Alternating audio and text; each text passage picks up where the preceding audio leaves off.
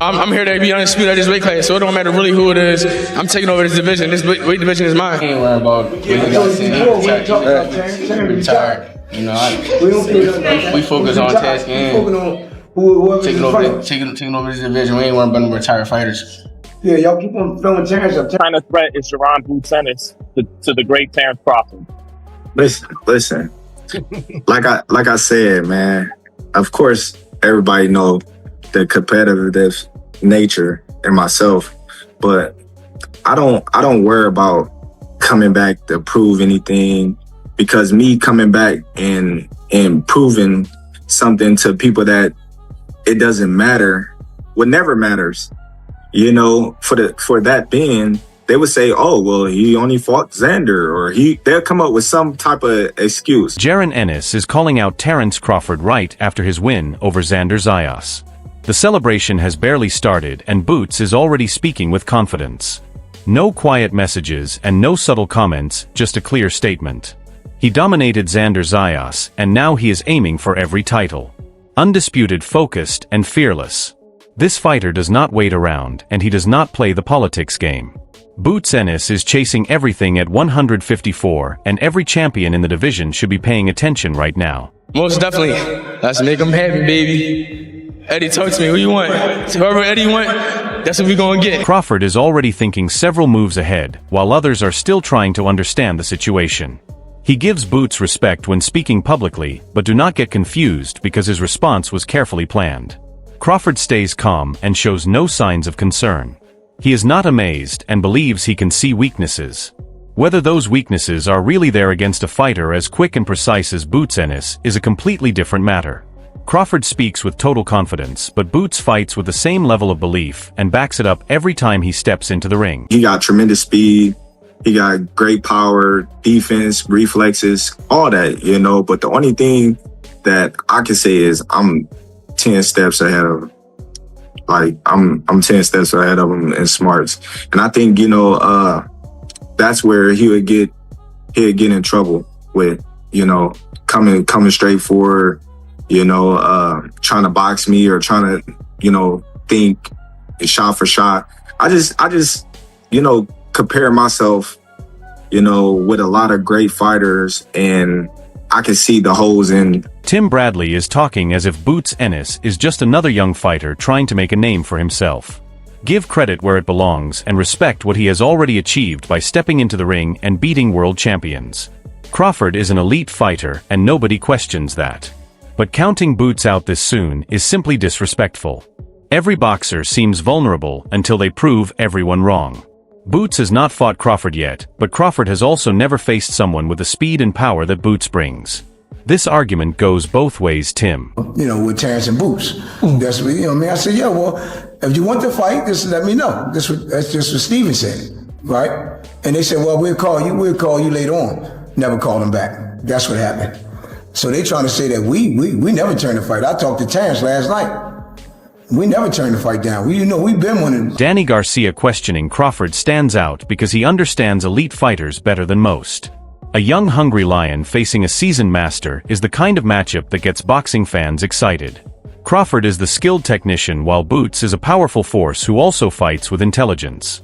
Danny is not choosing a side, but the way he reacts says a lot. Even he cannot confidently claim that Crawford would have an easy time against Ennis, and that speaks volumes about how competitive this fight could be. Xander? No, Xander, a good fighter. I like Xander. Xander, one of my guys that I like, man. That's why you see me hugging him. He's one of them top guys, man, to me. He's a good fighter, man. But I knew he couldn't do nothing with Boots. Do you think that with your son going through a little bit of adversity, now you can take his game to another level, little forward? Man, I told you something. Y'all ain't see the best of him yet. They got to bring it out of my son. You know what I mean? You see when he bring it out, he get nasty. He like to knock everybody out, but I tell him relax. Got to relax. Take your time, man. You know what I mean? Teofimo Lopez spoke about taking advantage of what he saw tonight, and what he witnessed was Xander Zayas being carefully taken apart, exposed round after round, and then completely losing control after the result was announced. If the other fighters at 154 pounds noticed the same mental weakness that Boots used to his advantage tonight, then Zayas could be facing a much bigger issue moving forward than simply dealing with one disappointing decision. What do I think? There ain't nothing to think. It's a knockout.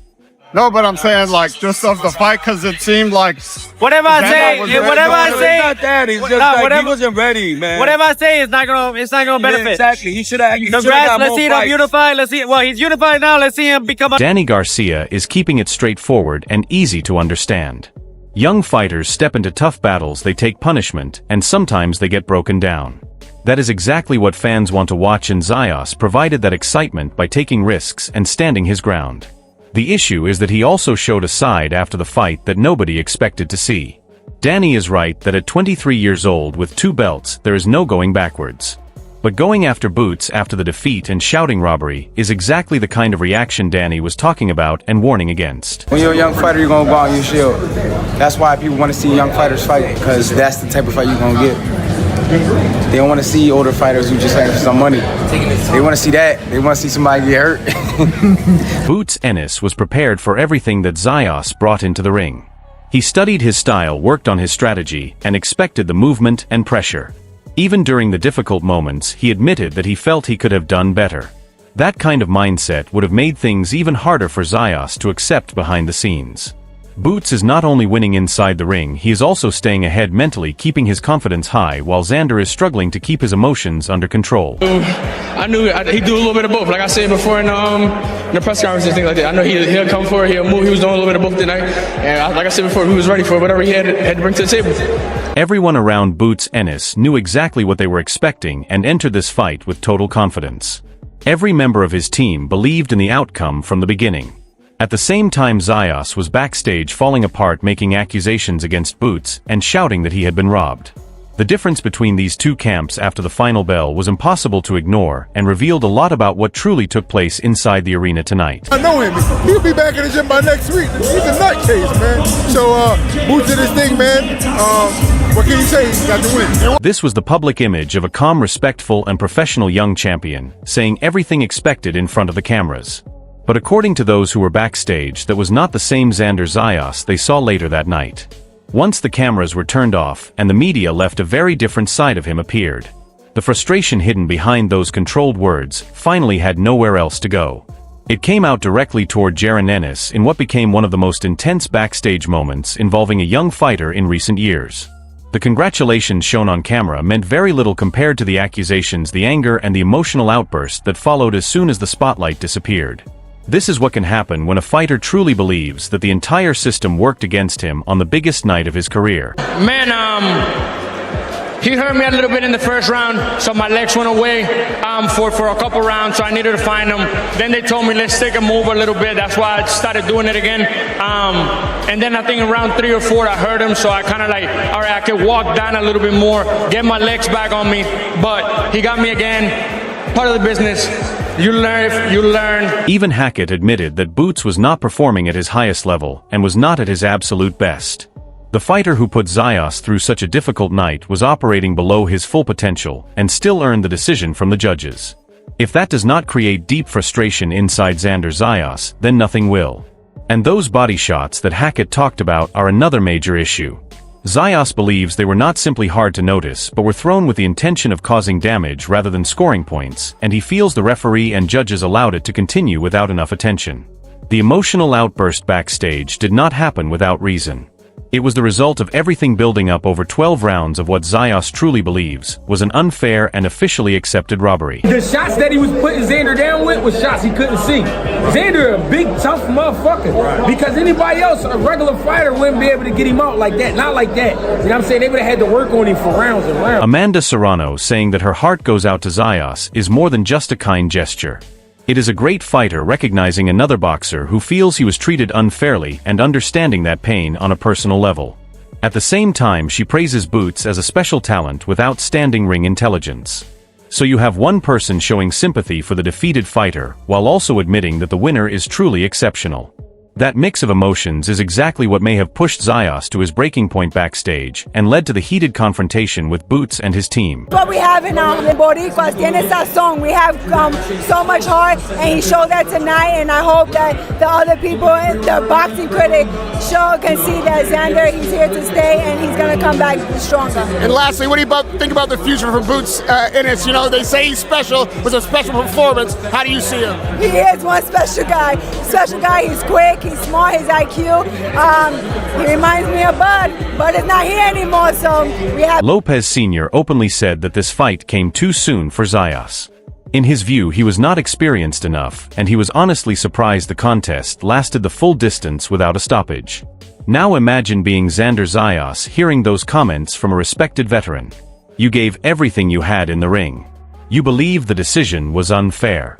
You are already upset with the judges, and then people start saying you should never have been in that fight in the first place. That kind of criticism can push frustration to another level and turn it into overwhelming anger. The heated moment backstage with Boots was not only about losing.